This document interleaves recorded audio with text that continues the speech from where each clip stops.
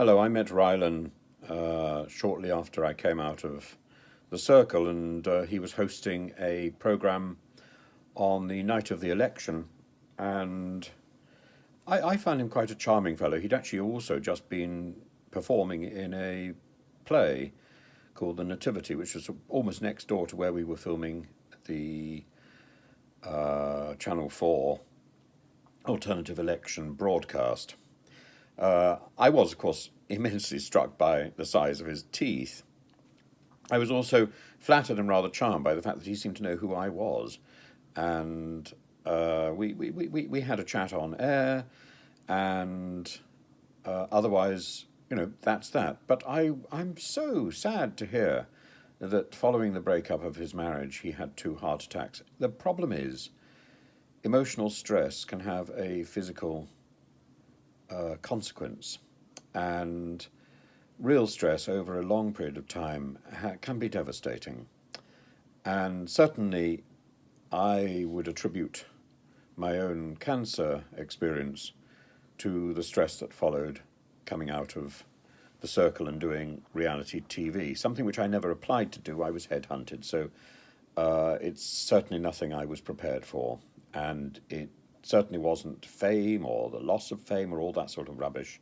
It was the experience of feeling that I was being manipulated and manipulated and manipulated after the show had finished.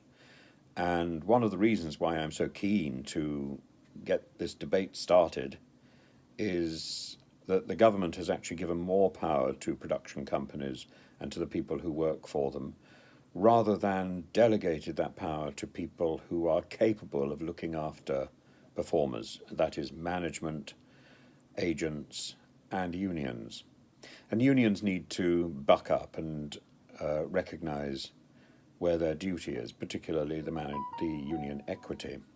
I had quite a lengthy correspondence with a man called Fleming, who was the General Secretary. Sounds a bit like a Communist Party, doesn't it? General Secretary, or Secretary General, I can't remember, of Equity. And he, in the end, decided the matter wasn't worth pursuing and has simply refused to take the correspondence any further.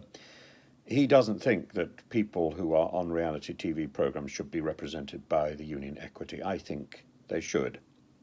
In the mid-1960s, Equity joined or fused with a thing called the Variety Artists Federation. The Variety Artists Federations preceded Equity. It was the original actors' union.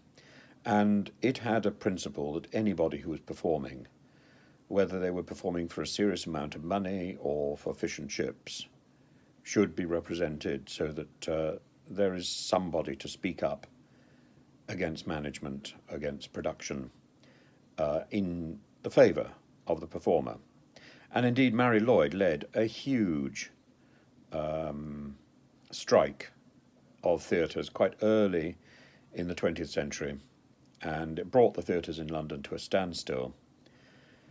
And that was for the Variety Artists Federation, because she felt, as they felt, people who were on the bottom of the bill in music halls were deserving of some respect and dignity. And they were being made to play 3 or 4 sessions a night for a pittance. The Variety Artists Federation is very important, not only in the history of the growth of the arts industry, but also in the whole union movement itself. It's one of the first unions to take serious action. And it was effective.